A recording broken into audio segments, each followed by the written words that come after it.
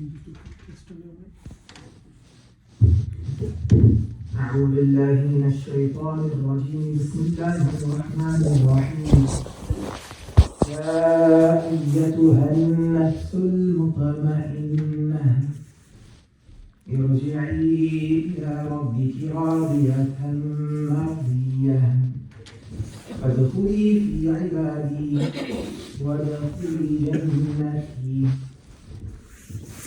صدق الله العظيم.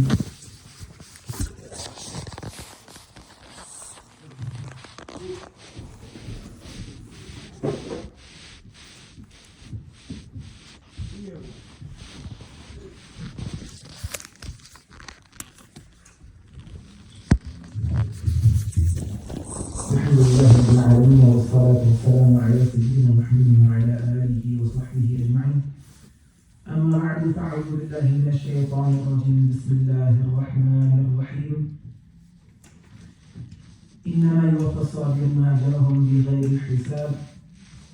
صدق الله العظيم. First and foremost, Assalamu alaikum wa rahmatullahi wa barakatuh.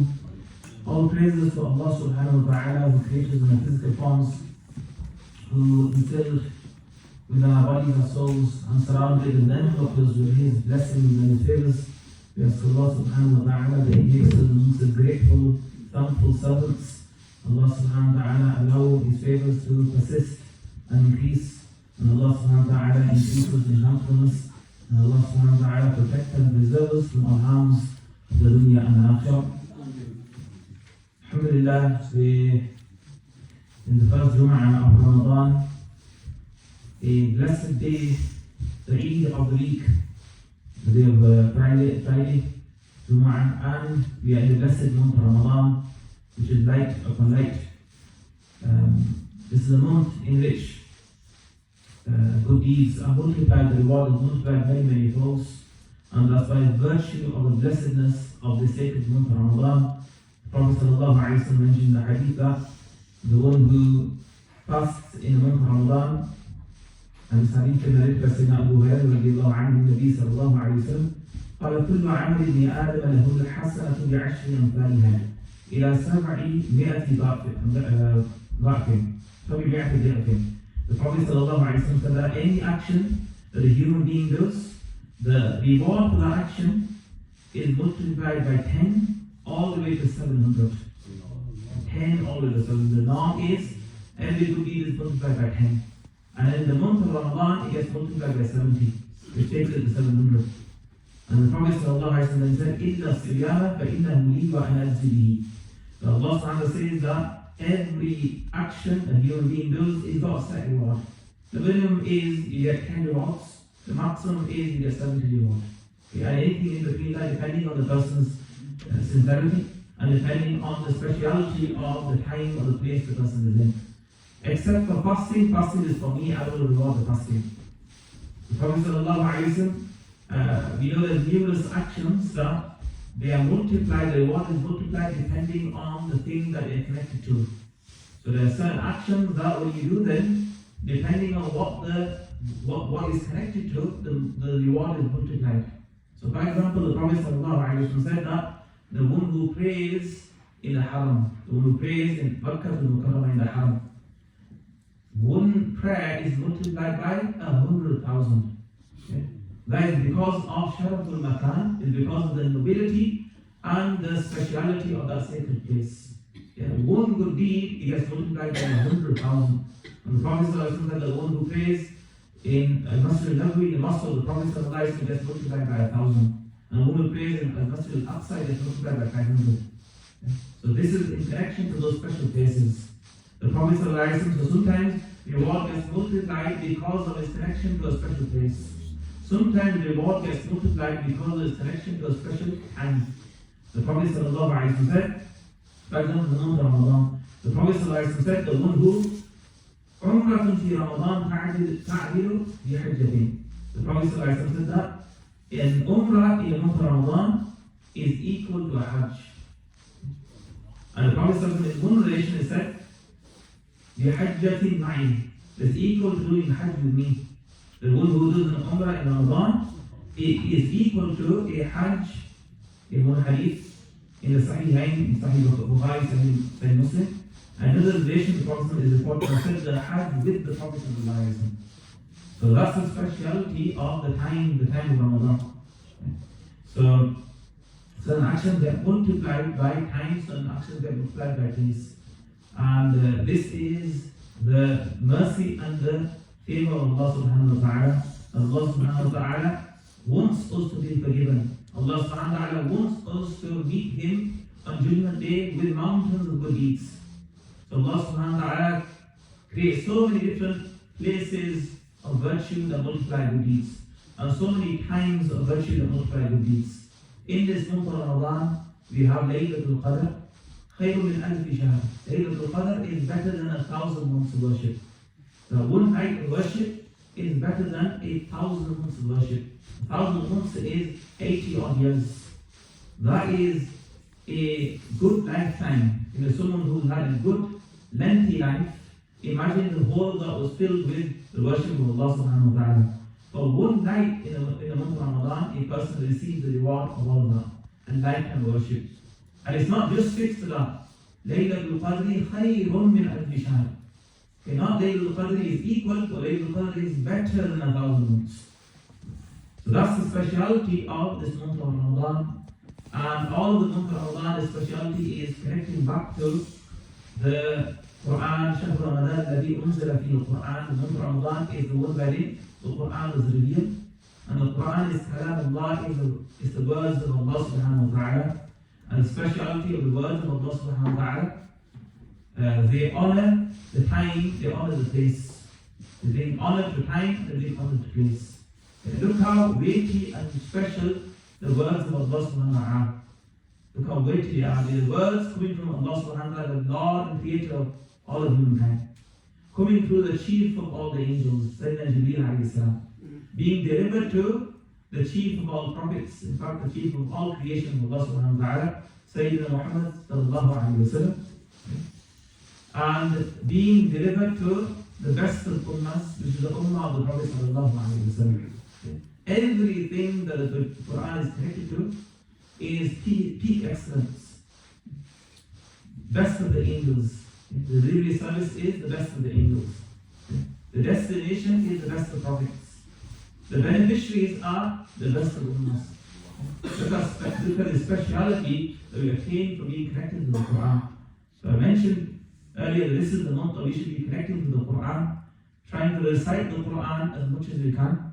The Quran is the only book upon the earth which, even if you don't know the meaning and you recite it, you get reward. There's no other book like the Quran. You get reward even if you don't know what the meaning is. Now imagine if you know what the meaning is and you reflect upon the meaning and you apply the teaching within your life. Imagine how immense the reward of that recitation is. So the Prophet ﷺ said in the hadith that the one who recites the Quran and struggles through the recitation, that person receives double reward. The one who struggles with recitation will try to recite as best as they can, making an effort. Allah subhanahu grants them not one reward, Allah subhanahu grants them two rewards, double reward. One is for the recitation, and one is persisting despite the difficulty. Okay?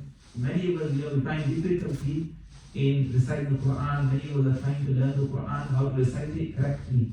Okay? Every single letter in Arabic language is unique. Not a lot of people understand this. Every single letter in the Arabic language is unique. There's no two letters that are the same. If you're pronouncing two letters of Arabic the same, there's one or the other, or maybe both of them you're pronouncing wrong. Okay? You're definitely pronouncing one wrong, possibly even both of them wrong. Every letter of the Arabic language has a unique attribute. Okay? So all the letters are different. And the pronunciation is such a subject, is such a knowledge which you can acquire if you make an effort in a short time. It's all about the person's ability, physical ability. Whether your tongue adjusts to it quickly or slowly. It's nothing to do with brain power. You can put the most intelligent person down and put somebody who's an ordinary person. And the ordinary person perhaps will be able to recite better, quicker than the person who's intelligent, because pronouncing the letters of the Quran is nothing to do with mental intelligence. So no person should think, mentally I'm not that good, I never did good at school, I can't learn the Quran. That's no excuse. There's no excuse whatsoever in correcting the pronunciation of the Quran. Allah subhanahu wa ta'ala has made it easy for you. Allah has made the Quran an easy book to recite, an easy book to memorize, an easy book to understand and apply within our lives. So, one of the main objectives for every single one of us in this month of Ramadan must be developing a stronger connection to the Quran. Meaning, recite the Quran more often. Meaning, recite the Quran as best as possible, as best as we can. Meaning, we try to understand the meaning of the Quran and apply it in our lives. In some way, shape, or form, we must be endeavoring to do all these things as much as we can. And that's why in the month of Ramadan, in the Tawheed, I made an objective of going through the meaning of the Quran, just to reflect upon the Quran, the meaning of the Quran, and to look at it from a wide lens, to look at the Quran from a wide lens and to understand what is the general meaning Allah subhanahu wa ta'ala is giving us in the Quran. The Quran is an amazing book. And I mentioned a few days ago that the Quran, if you open up the Quran, the beginning of the Quran, it's not the beginning verses that Allah subhanahu wa ta'ala uses. You go to the end of the Quran, you expect to see the end verses that Allah subhanahu wa ta'ala revealed, you'll see the beginning ones. The Quran is not arranged in the way that the Quran was revealed. But the Quran was not arranged randomly. It's not just a matter of we need to get the words together, we need to get the surahs together, the companions of the Prophet just put the Quran together, the words are there, we all agree upon them. But the ordering doesn't matter. No, the Prophet wherever revelation would come, the Prophet had scribes. They would write down the revelation. And they didn't have paper. They would write it down upon whatever materials they had. Whether it was leather, whether it was stones, whether it was the leaves of the palm trees. They would write down the Quran, whatever materials they could find. And there was very, very few people who could write. So those people who could write, the companions of the Prophet, they were honored to be the scribes of the Prophet who would write down the revelation. The Prophet would call the scribes, and the Prophet would have them write down the revelation, and the Prophet would tell them to write these verses along with those verses that were revealed before when he wrote those. The Prophet would have the verses of the Quran written down in a very specific place. And then the surahs, they have an order and a sequence which, according to the majority of the scholars, even the surahs of the Quran are tawqifi. Tawqifi means that they are not something that the companions did just thinking that we just arrange it in a way that's easy to recite. Yeah? It's not just a matter of arranging it that a long surah at the beginning and a short surah at the end. It's not just a matter of that. Rather, if you look through the hadith of the Prophet, you will see from the recitation of the Prophet that he would recite these surahs in sequence. So you will see the Prophet would recite Surah Al-Baqarah and Surah Al-Imran, Surah Al-Nisa. He would recite these surahs in sequence. And those surahs were placed in sequence as well. Every single surah, every single verse of the Quran is in a specific place. I'll give you an example of the miraculous nature of the Quran in terms of its ordering. When a person recites the Quran, when a person reads the Quran, who's going to be the biggest beneficiary of the Quran? The biggest beneficiary of the Quran is going to be the person who has no belief, and the Quran guides them to belief. That's going to be the biggest beneficiary. So if someone wants to open the Quran and to recite the Quran for the purpose of guidance, how does the ordering of the Quran benefit that person? Two things. Just want to mention these very, very briefly. Otherwise, there's a lot to talk about in terms of the Quran. The Quran is an amazing book.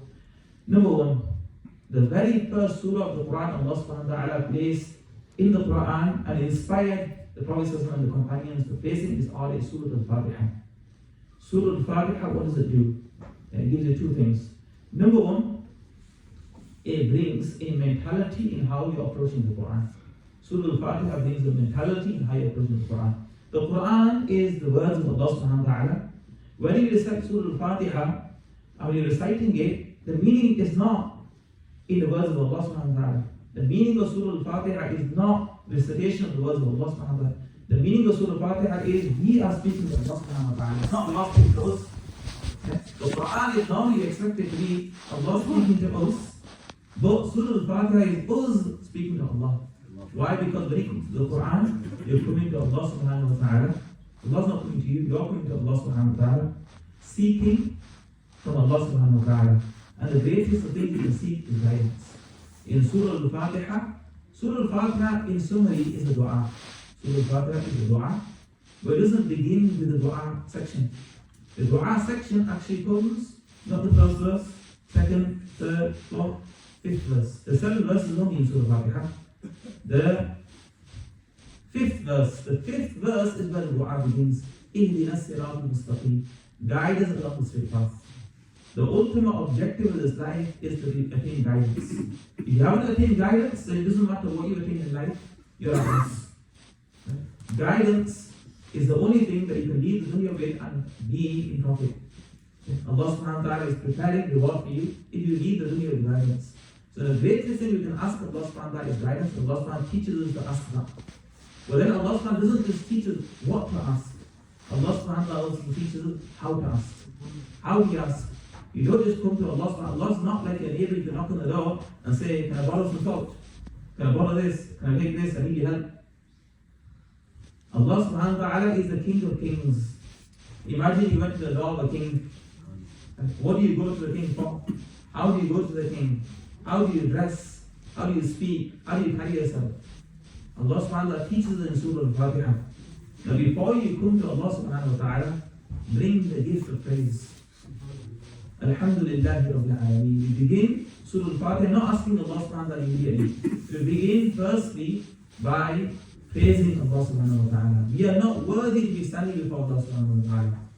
Just like when we want to pray, we are not physically worthy to stand before Allah subhanahu wa ta'ala. We are physically defined. What do? We have to purify ourselves. We make a wudu, ablution to purify ourselves. To stand before Allah subhanahu wa ta'ala. In the same way, if you want to speak before Allah subhanahu wa ta'ala, speak to Him, then you must purify your tongue. How do you purify your tongue? With the praise of Allah subhanahu wa ta'ala. So ask Allah subhanahu wa ta'ala beginning with His praise. And this is teaching us dua. In all of our du'as, when we turn to Allah subhanahu wa ta'ala, we don't just raise our hands and say, Allah, give me this, give me that. We begin and we praise Allah subhanahu wa ta'ala. What is part of the praise of Allah subhanahu wa ta'ala? Part of in the Quran, in numerous places, we are taught how to make dua. And the way Allah subhanahu wa ta'ala teaches us is through the dua of the prophets. So what do we learn through the dua of the prophets? Number one, praising Allah subhanahu wa ta'ala, raising the status of Allah. We can't raise the status of Allah, but at least express the high status of Allah subhanahu wa ta'ala. So the first thing you do in dua is express the high status of Allah subhanahu wa ta'ala. We can't really express it. We can't raise it. We raise it as much as we can. And then what do we do to raise it further? We lower ourselves. The second part of dua is to lower yourself. To come to Allah subhanahu wa ta'ala in a lowly, in a humble way. Not in an arrogant way. To come to Allah subhanahu wa ta'ala in a lowly way.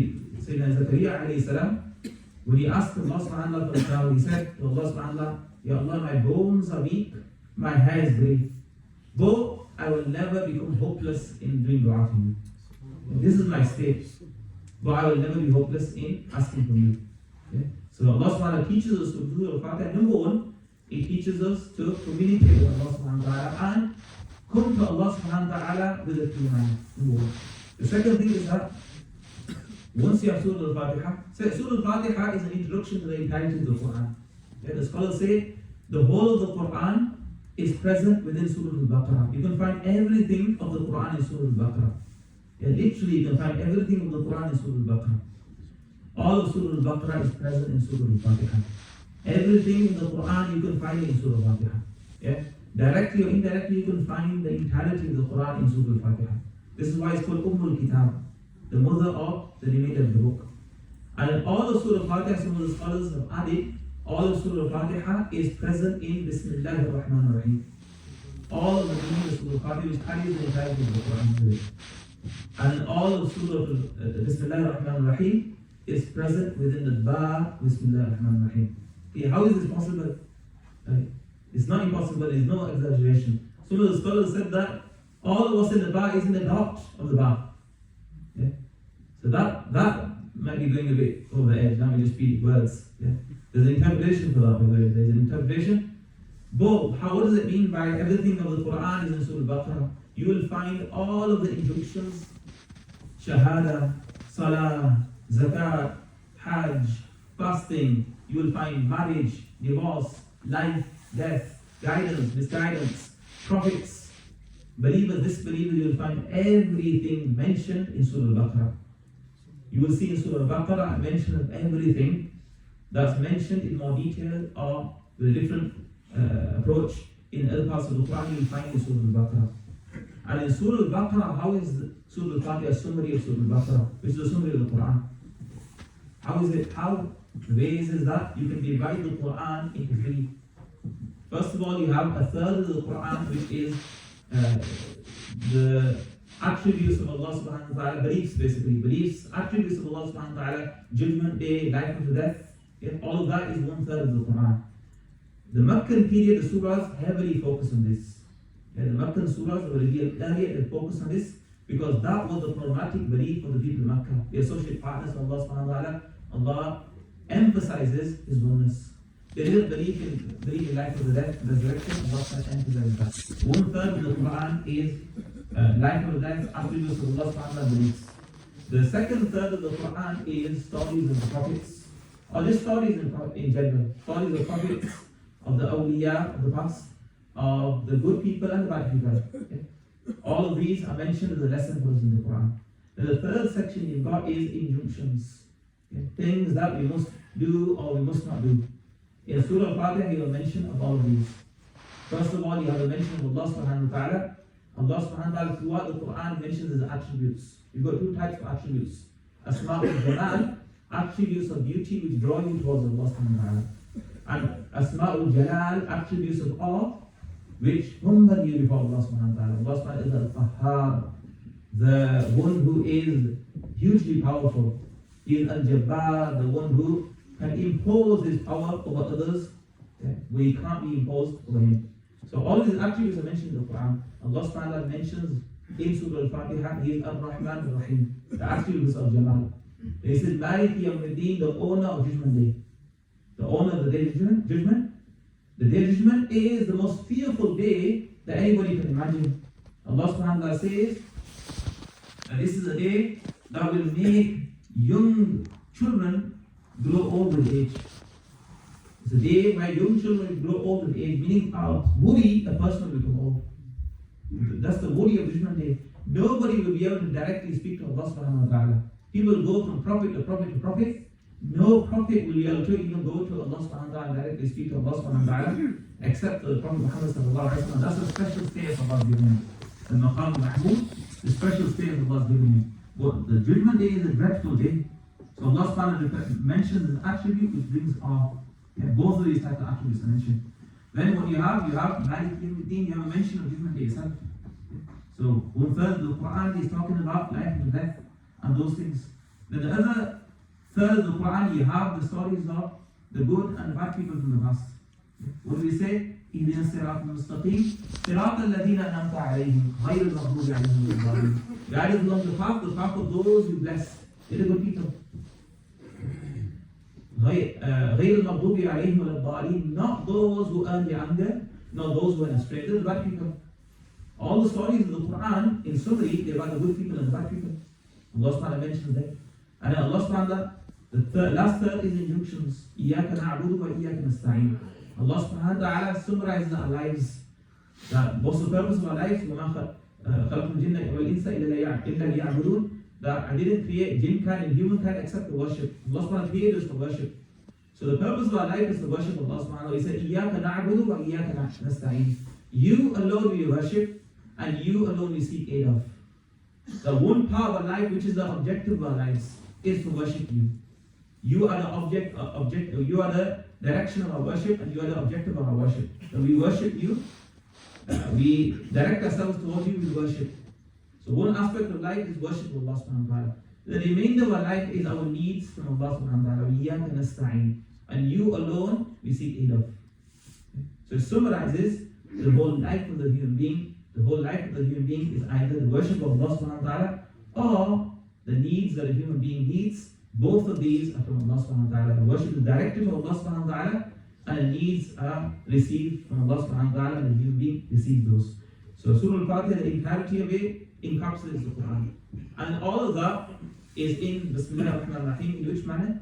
Bismillah ar-Rahman ar-Rahim means with the name of Allah, the most merciful, the most kind. With the name of Allah, the most merciful, the most kind.